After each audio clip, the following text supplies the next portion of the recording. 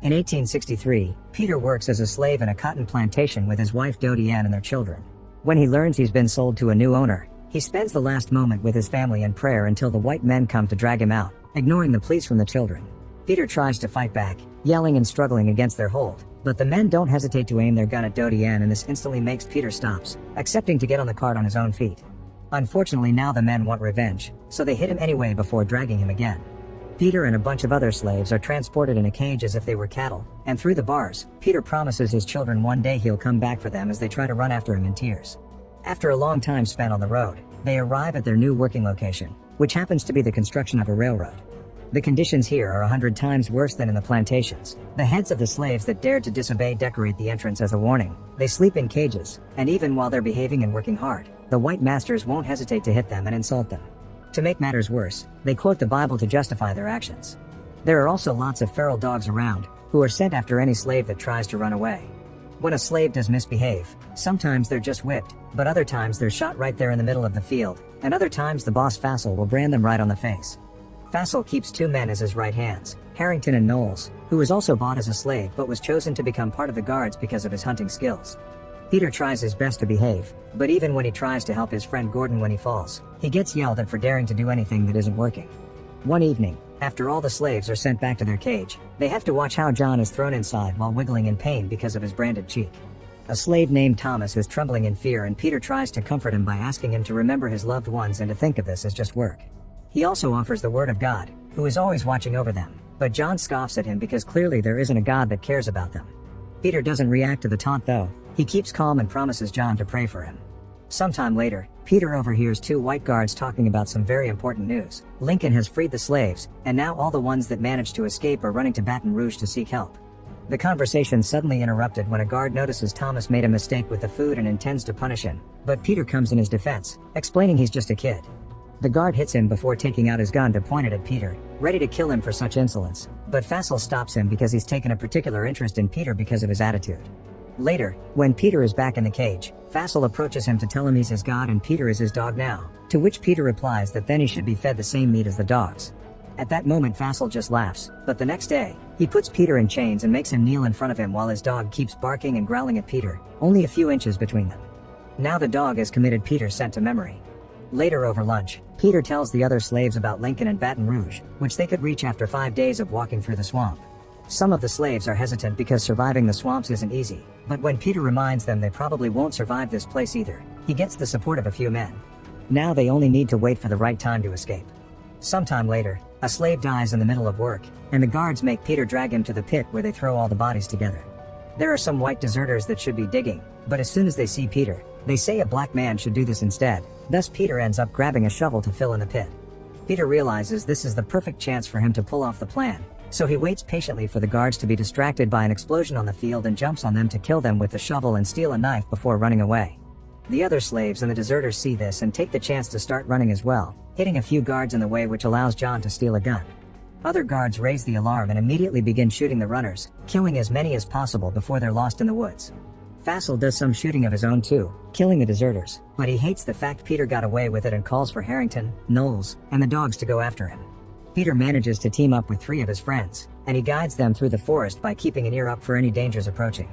Eventually they manage to find the swamps and most of the team doesn't have trouble crossing, but Thomas freezes when he sees the crocodiles, allowing the dogs to catch up with him. After the beasts have done enough damage, Fassel calls them back and demands to know where the group is going, but Thomas refuses to answer. This prompts Fassel to offer a deal. If Thomas tells him where the others are going, he'll allow him to leave. A terrified Thomas confesses what he knows and is indeed allowed to go into the swamp, but as soon as he turns around, Fassel shoots him and lets the crocodiles eat him. Meanwhile, Peter, John, and Gordon finish crossing the swamp safely.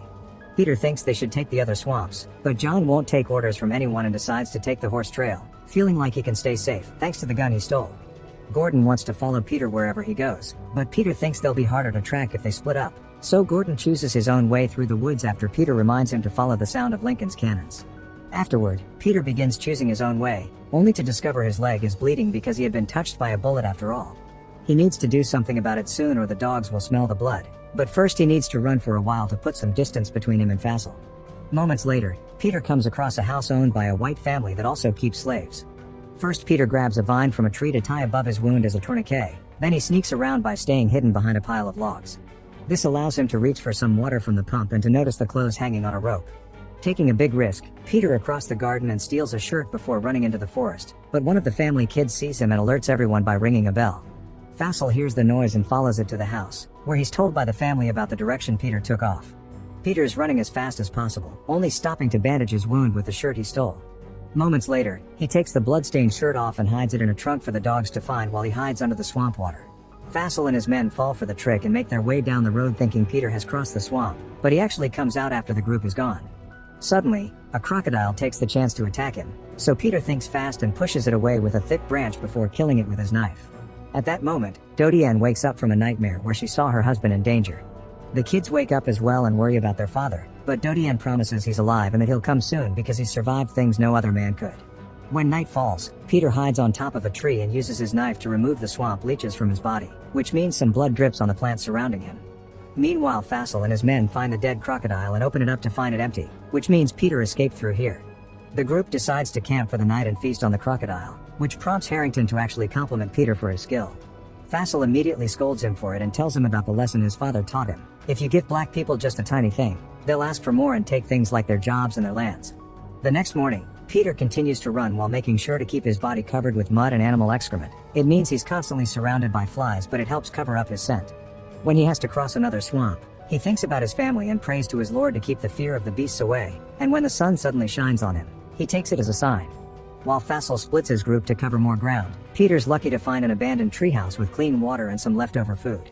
There are also some hot coals, so Peter uses them to heat up his knife in order to cauterize his leg wound. Afterward, he puts the coals on the empty bucket and takes them with him as he climbs a tree to throw the smoke at a beehive. This scares the bees away and allows Peter to take some honey.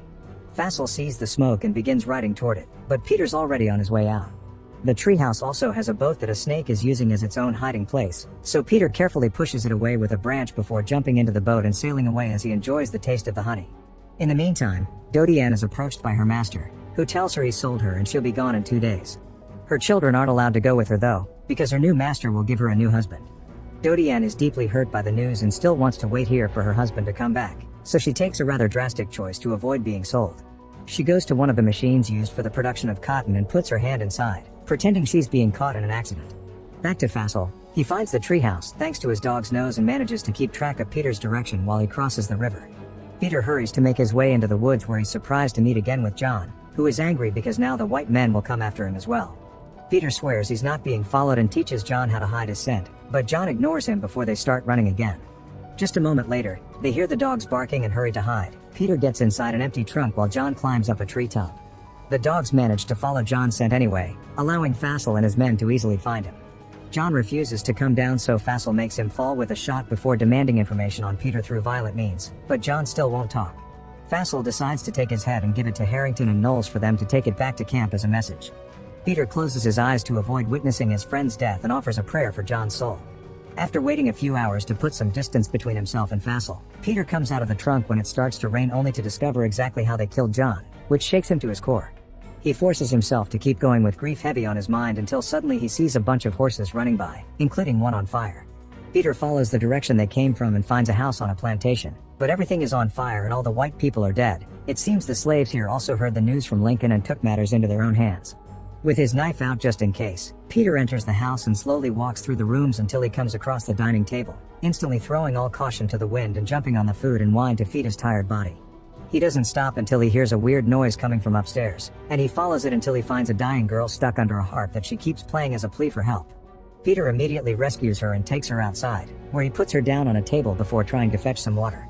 The girl is scared though and makes him stay as she gives him her cross pendant, and Peter takes it understanding what she needs, a prayer promising gods with her.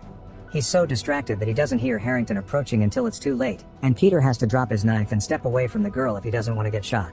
The girl dies as soon as Peter leaves her, and he's so furious that he dares to violently turn around and kill Harrington by using the cross as a stake. At that moment, Knowles also arrives, but Peter thinks fast and grabs Harrington's weapon to shoot him. Knowles tries to explain to Peter that someone capable of killing a crocodile may be accepted by Fassel in his ranks, but Peter calls him the worst kind and leaves him to die. Hearing Fassel approach because of the barking, Peter decides to run into the cotton fields for cover, and when the dog comes too close, he shoots it. Fassel eventually comes across the body, which makes him even more determined to catch Peter. The next morning, Peter arrives at a beach filled with the bodies of white men that died during the confrontations against Lincoln's army. Unfortunately, they don't have any provisions for him to take, but in the distance, Peter can see the ships and hear the cannons that indicate Lincoln's men are near. Excited at the thought of finally reaching freedom, Peter begins running again, but suddenly a horse appears by his side and he's pushed to the ground with a few hits. It's Fassel, who offers Peter some of the meat he had asked for back in the cage and asks him to beg. Since Peter won't obey, Fassel takes out his gun and reminds Peter he's his god, but before he can pull the trigger, someone else shoots him first. Peter tells the falling body that he's no god before turning to meet his saviors, who are Lincoln's native guard led by Lieutenant Keogh. Peter's body finally gives in to exhaustion and hunger, so the soldiers take him to the infirmary tent on their camp in Baton Rouge. Because his leg wound is infected, the nun nurse makes Peter wheeze, and for a few days Peter does nothing but dream about his family. Once Peter is feeling better, he sees one of the soldiers to get his new papers as a free man, although he has to make up some information he doesn't know, like his age. Unfortunately, he isn't allowed to leave and search for his family yet. The white soldiers are taking advantage of the fact the slaves are technically stolen contraband and give them two choices. They can work on the federal farms or join the army. Peter refuses to keep following orders, but when the soldier points out that joining the army can help him rescue his family and be free for good, Peter accepts to join. Afterward, Peter discovers the army has found Gordon too, and he's hurting but alive. Peter is glad to see him, but it pains him to tell him about John. Then Peter goes to see Q for his uniform, but first he's asked if he'd be interested in helping the cause by posing for something called a photograph. Peter is wary, but Q promises the white photographers are harmless and their intentions good. It turns out these men are taking pictures of the reality behind slavery to let the world know, and Peter agrees to show his bare back to the camera, exposing the scars of hundreds of whippings. Next, Peter's taken to see the general, who asks him about all the information he may have about the railroad the enemy's building. After Peter shares all the intel he has, the general stares at his picture and points out that those scars equal disobedience, which isn't a good quality to have in the army.